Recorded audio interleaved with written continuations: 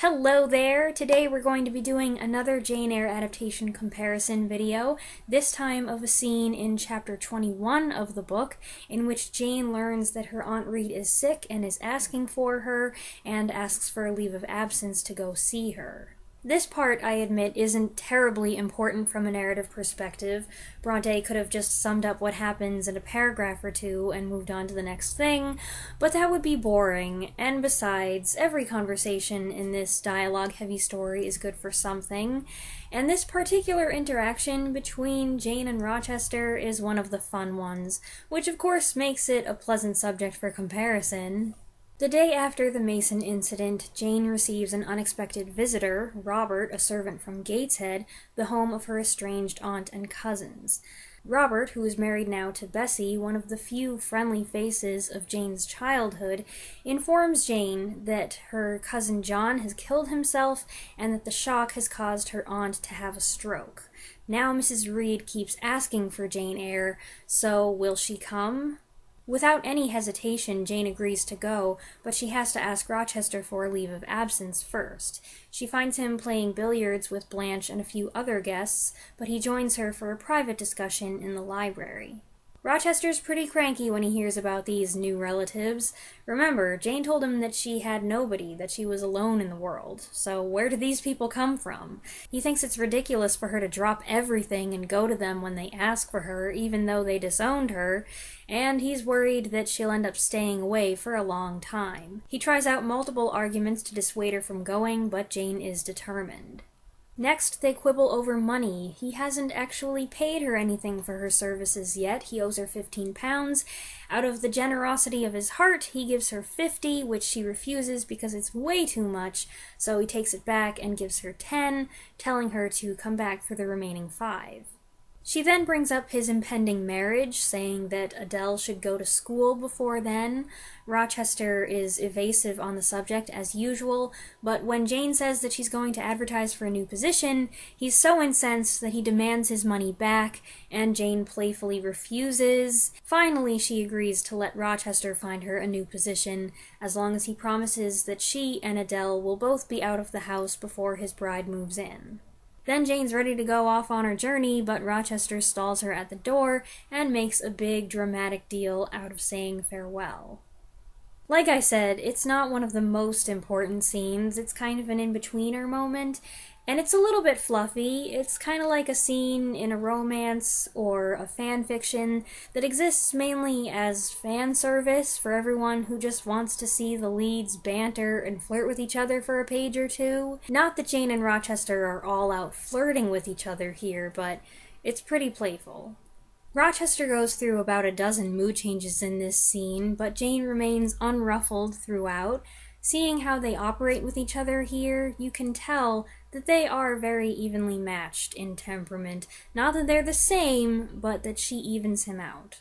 In previous scenes, we've had them discussing serious personal matters, where Rochester's the talker and Jane's the ideal listener. During the Mason incident, they worked together well, and here they're being more conversational, and we get to see that they banter really well too.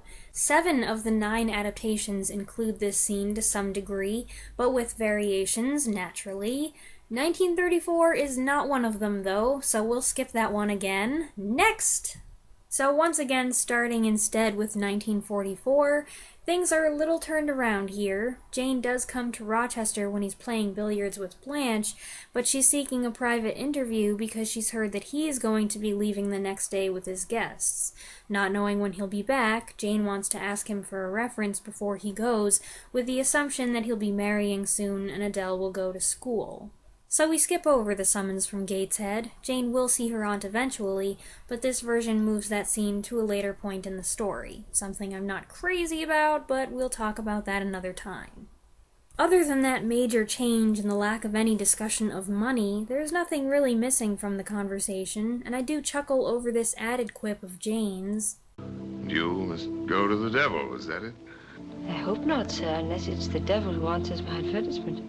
The business where Rochester says he doesn't know how to say goodbye dials up the mood to near maximum levels while they stand in this cavern-like library and exchange lingering, weirdly lit gazes and shake hands.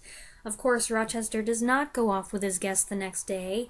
After this talk with Jane, there's a scene this version adds in which he talks to Blanche and tells her in a classically Orson Wellesian ramble that he knows she's after his money and she's wasting her time.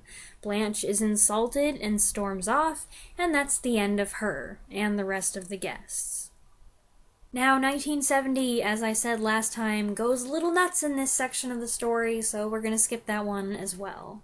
When it comes to the three miniseries, 73, 83, and 06, as usual, they're at the top of my list, and each one, in its own way, follows the scene pretty closely. A lot of the differences in the dialogue boil down to actor interpretation, so I feel like personal preference depends on which of these performers you like the most.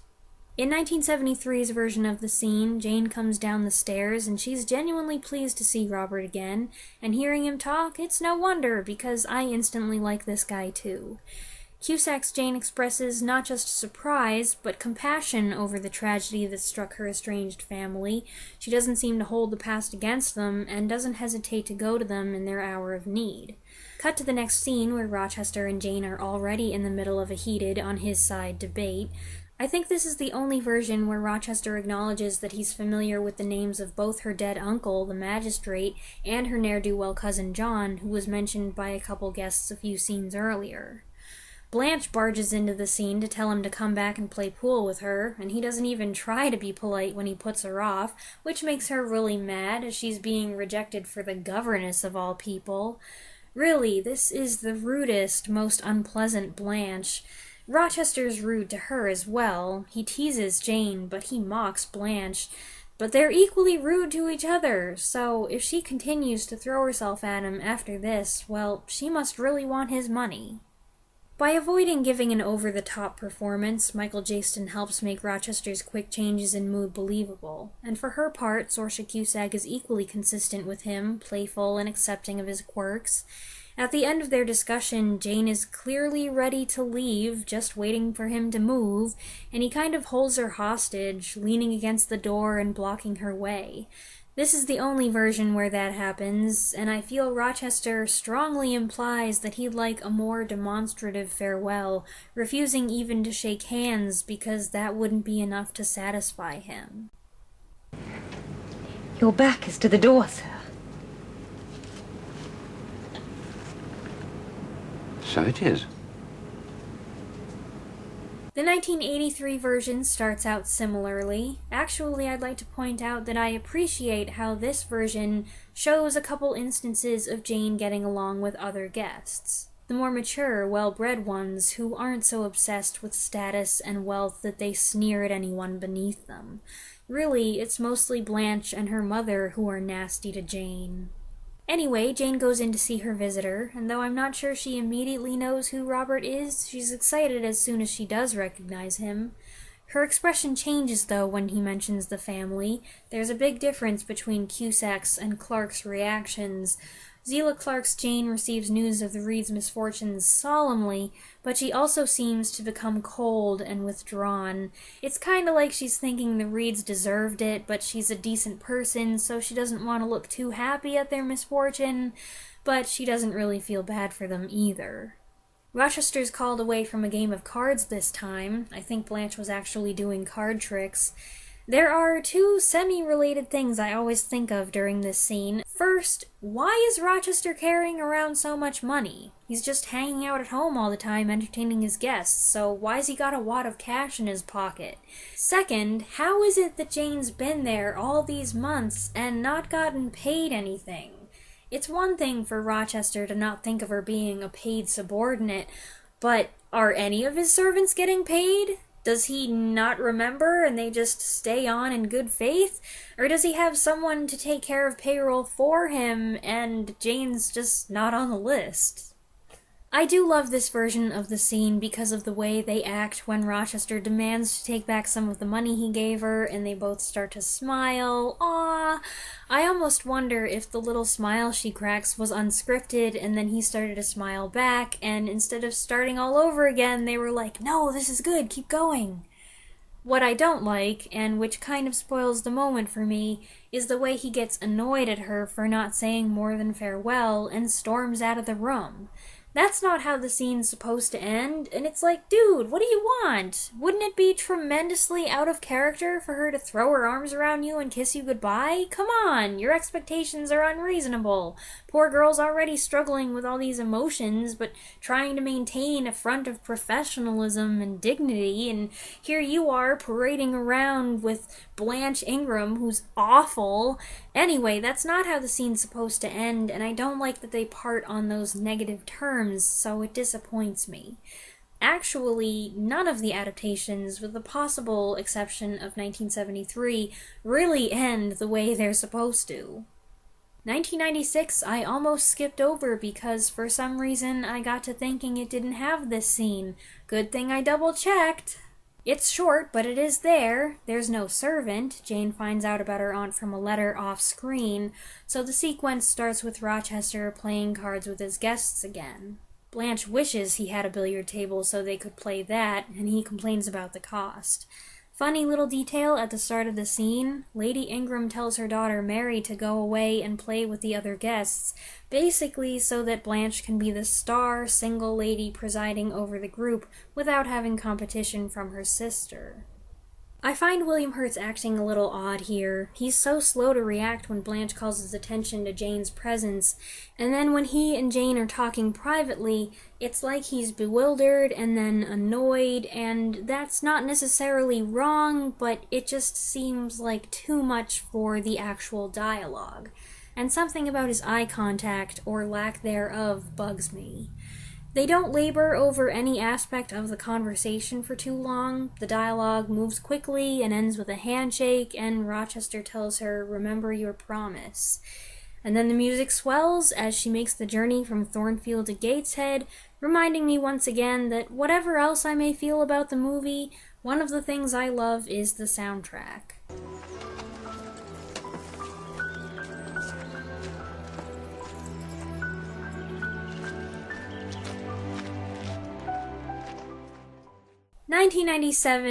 Oh, 1997, they messed this one up. Jane comes rushing in from her sunrise tete-a-tete with Rochester, but before she can hide herself away with her tumultuous emotions, Mrs. Fairfax catches her to tell her she has a visitor. This visitor is Bessie, not her husband. Bessie's proud to see what a lady Jane's become, while Jane is hesitant, slow to recognize Bessie, I'm not sure. But then they hug and catch up. Jane finds Rochester playing billiards with Blanche, and he continues to do this throughout the leave of absence scene. I don't care for this. The dialogue is completely changed, most of what's in the book left out. Notice that Jane comes in to ask for time off already dressed in her traveling clothes. Personally, if I were her employer, I might find that a little presumptuous. The very little dialogue between them is cold and monosyllabic on her part, and, no surprise here, brusque and irritated on his. Rochester gives an ultimatum that she be back in a week or he'll come back and get her himself, which, okay, is similar to the sentiment expressed in the book, but that shouldn't be all that he says. Blanche is listening in the whole time. You could argue that the conversation leaves so much to be desired because her presence is hindering them, but there's an easy fix for that. Do what the book and almost all the other adaptations do and move them to a separate room. This is definitely one of the nicer Blanches. She doesn't say anything rude or nasty to or about Jane, so she's really not much like Blanche at all. It's Rochester who's rude, to Jane and to Blanche. Once Jane's gone, he slams down his pool cue and declares that he's been outmaneuvered, a cryptic comment that probably makes Blanche wonder more than the whole conversation that preceded it did. What I really dislike about this, though, I know, right, there's something worse, is that it completely skips over the next section where Jane goes back and visits her sick aunt. They have this dramatic scene where Jane rides away, and then in the very next scene she's walking back up the driveway. What? This is an egregious error in my opinion, but I'll talk about that later in another video. The 2006 version may be the least faithful of the three miniseries versions in terms of reproducing the book's dialogue, but it's pretty faithful in spirit. Grace Poole happens to be the one who informs Jane about her visitor this time. She pops up in a lot of extra places in this version. Once again, Jane's visitor is not Robert, but Bessie. Neither Jane nor Bessie recognize each other at first. Bessie because she assumed Jane was a fine lady, but once they do, they're happy to see each other, even though Bessie has to point out that Jane's not a beauty.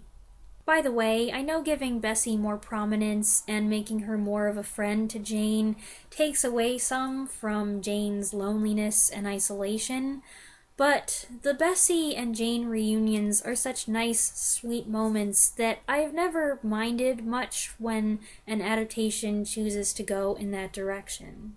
We don't get to see Jane's immediate reaction to the news about her family, so I can't compare it to the others. We jump instead to Rochester and Blanche sitting alone talking when Jane comes in.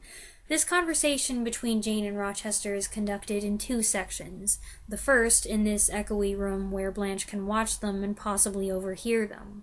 I absolutely enjoy this part, the interrogation, the quarreling over the wages. I like Rochester's bluntness, his slyness, the pseudo-serious back and forth between them.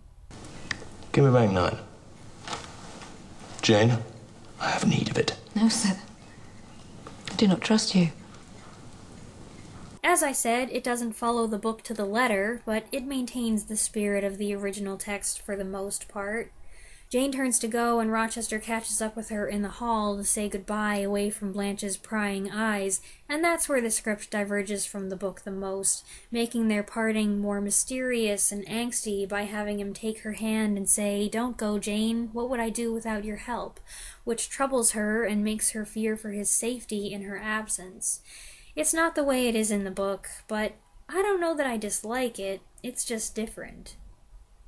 And lastly, we have 2011, which starts the scene with Jane seeking Rochester and finding him playing a silly feather game with Blanche, actually on one knee as if he's proposing, a misleading image that I remember the trailer using. Rochester has the good sense to take Jane inside to his study, ignoring Blanche when she calls Jane that creeping creature, and that's after another guest that Jane passed stopped on the stairs to turn and stare at her. This version goes out of its way to make these high society ladies insolent and unlikable. Jane's received the news about her aunt by letter again, like in 96. I guess that's the preferred way to abbreviate it when you have a shorter runtime to work with. Rochester asks a couple questions about these new relations, but instead of objecting to the visit, he just says, "Promise me you won't stay long." He doesn't put up much of a fight. There's really a small amount of dialogue here, in keeping, I guess, with this overall quiet adaptation. It doesn't retain much of the original conversation, though it might have more than 96 or 97 did. Well, certainly more than 97 did. Jane seems insulted by the idea of receiving so much money from him.